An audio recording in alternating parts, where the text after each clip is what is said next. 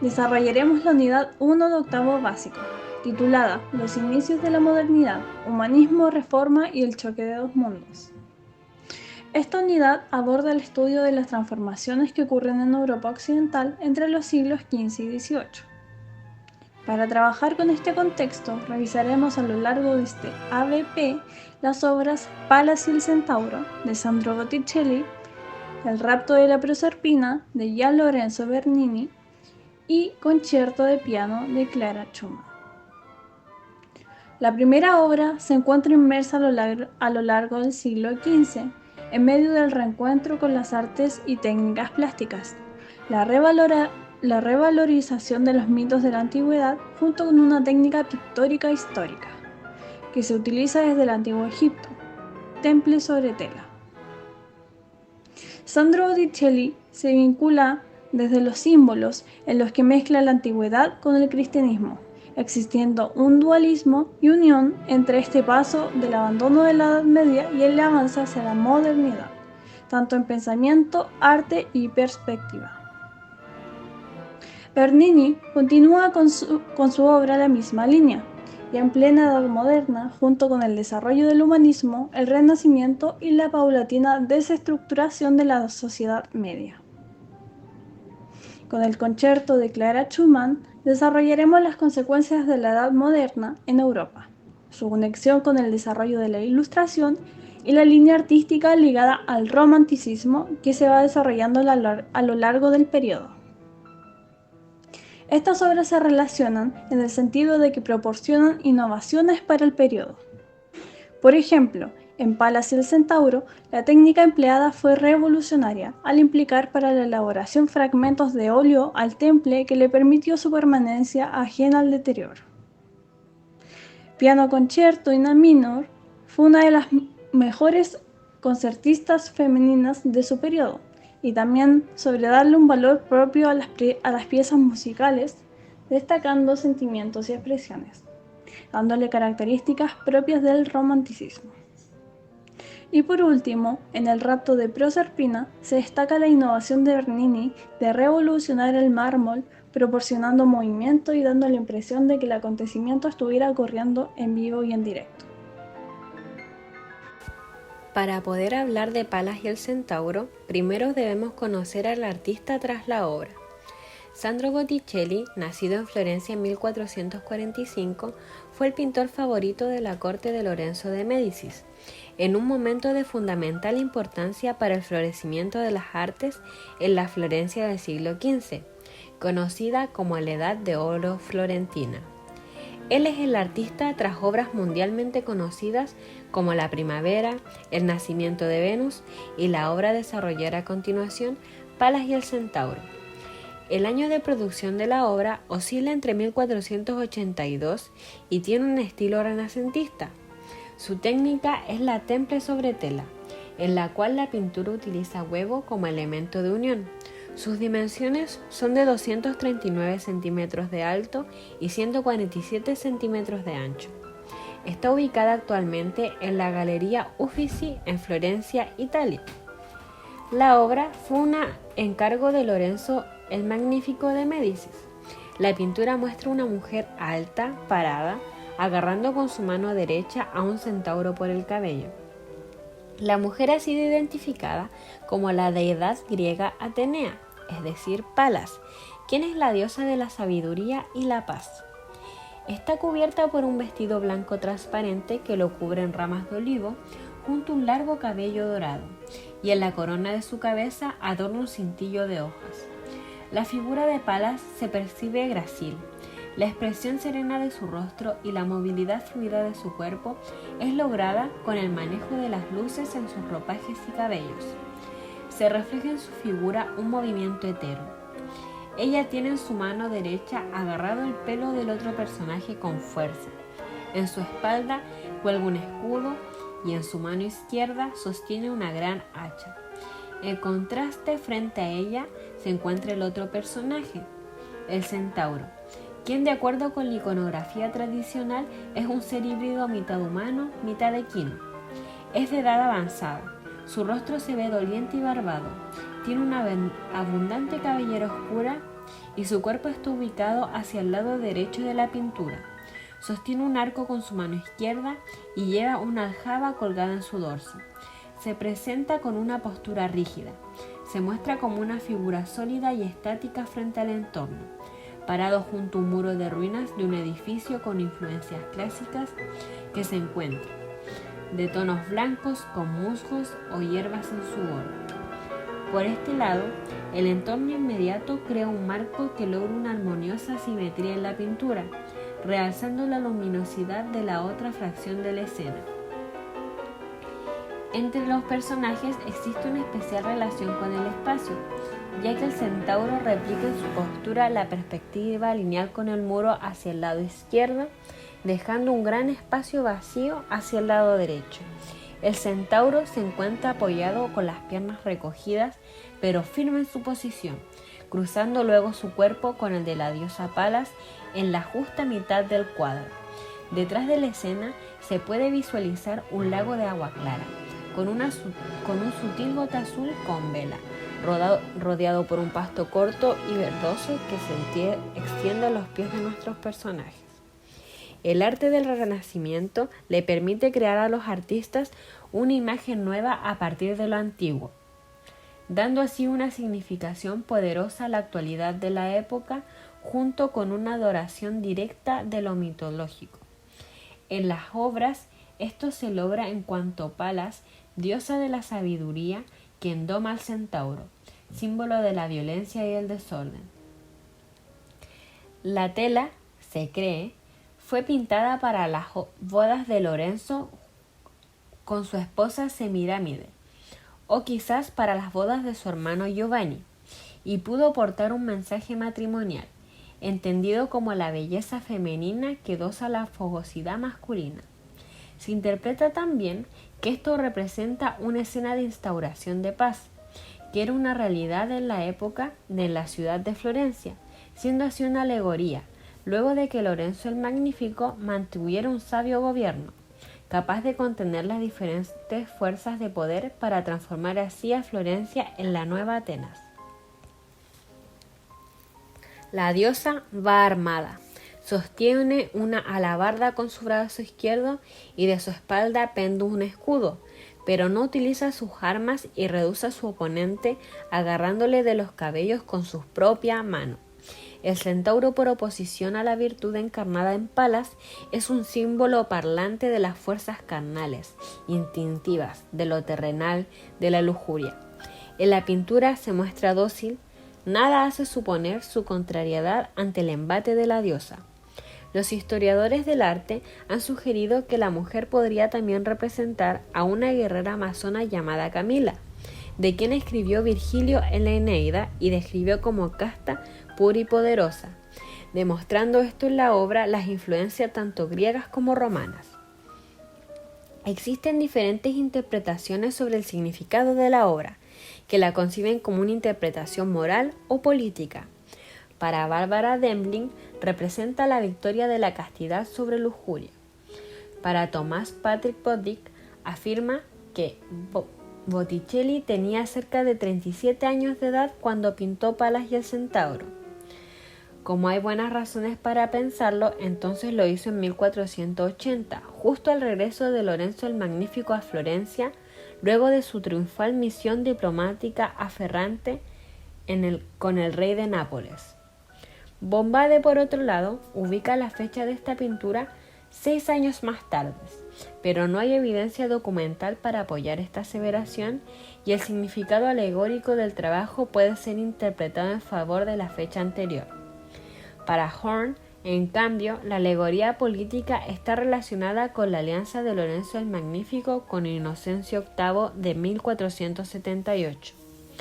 De acuerdo con el pensamiento neoplatónico de Ficino, Gombrich considera que el centauro, mitad animal y mitad humano, representa la duplosidad de la naturaleza humana, en cuya parte superior, en contacto con lo celeste, reside el intelecto, y abajo sus instintos más innobles e irracionales. Palas simboliza la inteligencia divina que habita en las esferas celestes y conduce a la parte inferior. Por eso Palas agarra por el pelo al centauro, para llevarlo por el camino adecuado. Lightbone se inclina a pensar que la pintura es una variación de la victoria del amor casto sobre el lujurioso, aventurándose a relacionar la figura de Palas con la de Semiramide, prometida de Lorenzo en la época. El rapto de la Proserpina es una escultura realizada por Gian Lorenzo Bernini en el año 1598 en Nápoles, Italia. Se dice que fue un hombre dedicado a la arquitectura, a la pintura, al dibujo y a la escultura. Es considerado como el hombre del Renacimiento en el Barroco.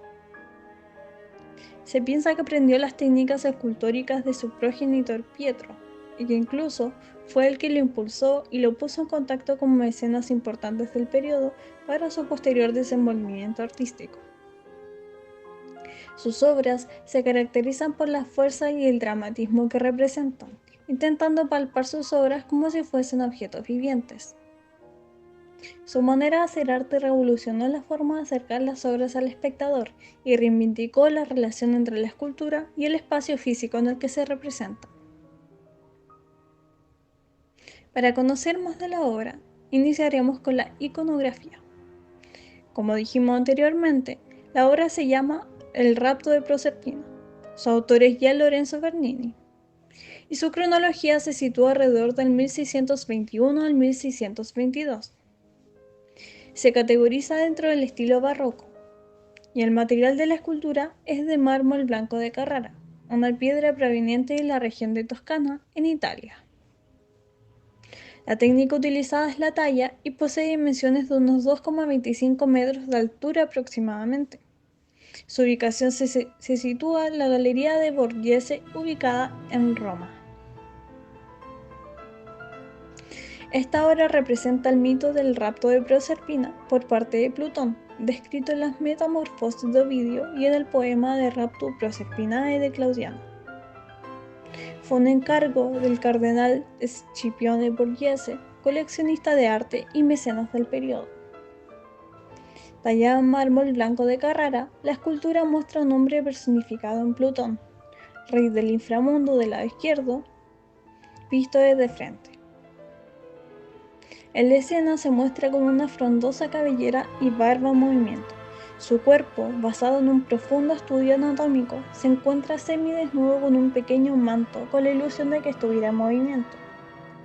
En el complejo escultórico se encuentra descalzo haciendo uso de su fuerza. En la escena aparece una figura femenina la cual pertenece a Proserpina, hija de Júpiter y Ceres. Aparece en los brazos de Plutón, y a simple vista se percibe que este acto es tenso. Proserpina es representada con largos cabellos ondulados, su cuerpo es grande y sutil al mismo tiempo, y se encuentra en posición esquiva con respecto a Plutón. Se encuentra con un manto de tamaño pequeño, y un tercer elemento es la presencia de Cerbero, un perro de 3 cabezas y una serpiente en lugar de cola, ubicado hacia el lado derecho del conjunto escultórico visto desde frente. El conjunto se encuentra posicionado encima de un cuadrado con relieve. Esta pieza, destinada a retratar una abducción dramática, destaca por el dominio de la anatomía y la capacidad de transmitir movimiento, al mismo tiempo que relata un acontecimiento y la congelación de ese momento. Según Bernini, se enorgullece de poder darle al mármol la apariencia de carne. Otra cualidad de esta composición se basa en la capacidad de mostrar varias escenas o relatos según desde donde se lo observe. Por ejemplo, visto desde la izquierda, representa la captura de Proserpina. Si la observamos desde frente, Plutón eleva a Proserpina como un trofeo en sus brazos. Y visto desde la derecha, se puede ver las lágrimas de Proserpina implorando hacia el cielo.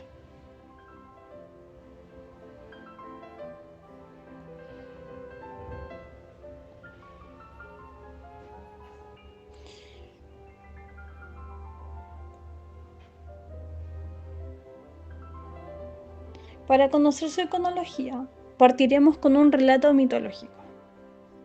Cuando los 3 hijos reyes de Saturno, Júpiter, Neptuno y Plutón, se repartieron el mundo, A Plutón como hijo menor se le asignó la peor parte, el inframundo, custodiado por Cerbero, el perro de 3 cabezas y una serpiente en lugar de cola.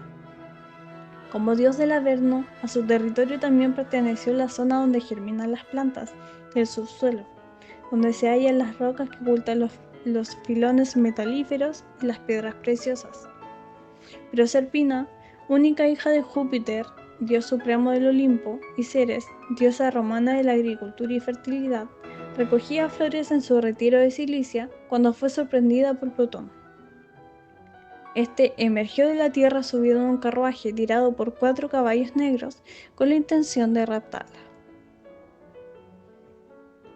Ceres no pudo socorrer a su hija, que tuvo que acceder a casarse con su secuestrador, y llena de ira provocó que la tierra se secara y las cosechas se perdieran.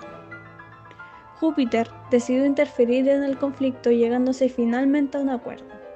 Proserpina pasaría la mitad del año con su madre, momento en el que todo florece, y la otra mitad en el inframundo, dando lugar a las lluvias por el llanto de Ceres. Este relato mitológico explica el ciclo de las estaciones. Esta escultura nos lleva a conocer lo propio e intrínseco del estilo barroco.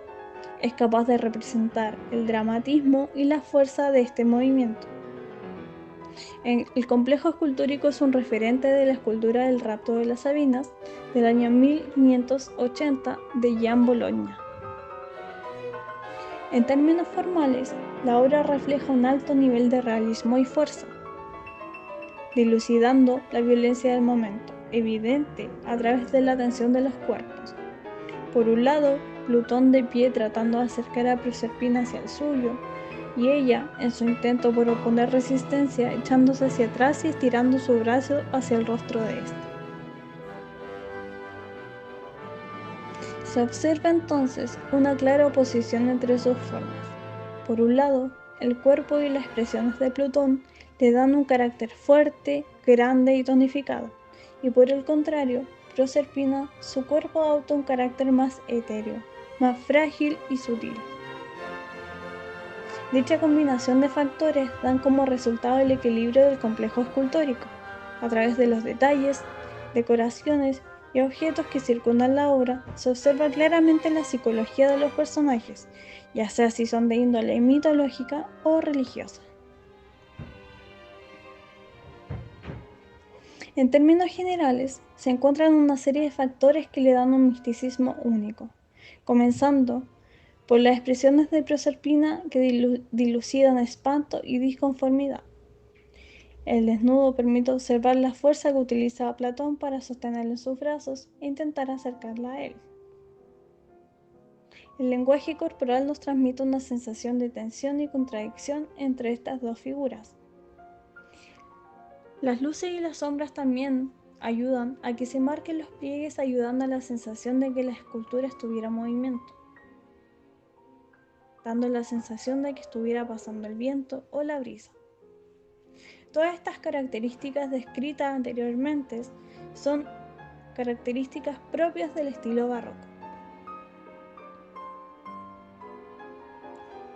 Bernini lleva la representación escultórica más allá de sus límites, acercando la obra al espectador y haciéndolo partícipe del mismo. Posiciona su obra al centro con la posibilidad de obtener una visión panorámica de sus múltiples dimensiones.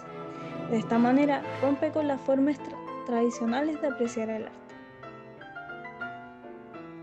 La interpretación de este conjunto escultórico ha sido controversial, debido a que la metáfora en la que está envuelta. Muchos teóricos advierten diferentes percepciones a partir de que, según el mito, finalmente Proserpina se ve envuelta en un síndrome de Estocolmo, aceptando finalmente esposarse con Plutón.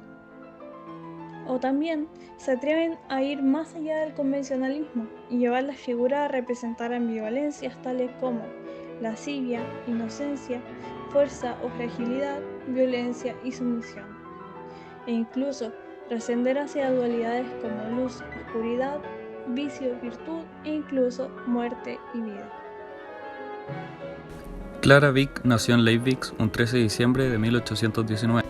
En 1834 realiza el piano concierto en La menor, Op. 54. Un estilo romántico con dos movimientos musicales compuestos sobre la base del piano, tocado por Clara Wieck, separados por un interludio, el primero llamado Allegro maestoso. Está compuesto sobre la menor y el interludio por su parte llamado romance, andante non troppo con gracia. Está compuesto bajo la nota de la bemol mayor y la segunda parte de la composición, al igual que la primera, está bajo la menor. Se llama finale, allegro non troppo, allegro molto. La composición, escrita en partitura pentatónica, está dividida en un piano solista interpretado por Clara, y la orquesta era compuesta por dos flautas, dos oboes, dos clarinetes afinados en la, dos trompas afinados en la, dos fagotes, dos trompetas afinadas en C, un trombón, un timbal afinado en la y otro en mi, un violín principal y otro secundario, violas, violonchelo y contrabajo. El primer movimiento tiene un tiempo basado en negras a una velocidad de 116 bits por minuto. El interludio, por su parte, más pausado y con expresiones sublimes llenas de emotividad, tendrá por su parte un tempo basado en negras a una velocidad de 80 bits por minuto. El final tendrá un tempo de 116 bpm, a un ritmo de 3/4. La duración del concierto es menor a 20 minutos, separados bajo dos movimientos y un interludio. Allegro maestoso dura aproximadamente 7 minutos y 8 segundos. El intermedio, romance, dura 4 minutos y 52 segundos. Y el finale, Allegro non troppo, por su parte, durará 11 minutos y 30 segundos. El primer concierto que realiza Clara Wieck fue en el Leibniz Gewandhaus Orchestra, un destacado centro de difusión orquestral ubicado en la ciudad germana de Leibniz. La iconología se enmarca en el contexto romántico de la época, en que gracias al avance prerromántico del contexto revolucionario de Francia adquiere un modo de visión que se extiende por gran parte de Europa, incluso en Leipzig, en Alemania, que se refiere a la manera de concebir el arte y por ende la música con la composición, en que anteriormente solo el genio artístico podía darse el lujo de escaparse a las normas preestablecidas de la época, por lo que la revolución en el arte extrapolada hacia la música con el nuevo romanticismo vendría a romper con las reglas objetivas artísticas, poniendo el valor en la creación individual y la expresión subjetiva. En dicho contexto musical se encuentra la coyuntura del compositor Beethoven, que da el salto entre el clasicismo hacia el romanticismo con su Appassionata, una sinfonía pastoral innovada por Beethoven en 1806, imponiendo modas artísticas como los afamados Lieds, conciertos con base de solista en piano, orquestas y la masificación del metrónomo a principios del siglo XIX. Esto por lo demás está influenciado en gran medida por la revolución industrial que, gracias a la masificación de los medios de transporte como el tren, facilitan los espectáculos para ser visualizados por una burguesía en constante crecimiento. En 1824, la creación artística de la Novena Sinfonía ponía en jaque a las creaciones orquestales de su tiempo. En el tiempo romántico era muy frecuente que las mujeres de clase alta recibieran clases de música, fundamentalmente canto e interpretación pianística. Pero dado el contexto que influía el matrimonio en la sociedad, muchas de estas mujeres no pudieron salir a la fama, a excepción de Clara Wieck y otras. El piano, considerado como un instrumento femenino, no faltaba en la casa de aquellas familias que tuvieran cierto nivel adquisitivo, destacándose la labor de interpretación por sobre la composición, ya que la sociedad imponía a Clara unos sentimientos encontrados en relación con su talento creativo. Dicho talento creativo, basado en el ideal romántico, introduce un nuevo elemento metafísico y poético en la música, predominando la expresión del yo, el subjetivismo y la emoción. Dicho sea de otro modo, la personalidad del artista se funde con la obra de arte. La claridad del clasicismo se ve sustituida por cierta oscuridad y ambigüedad intencionales, primando la sugerencia, la alusión o el símbolo.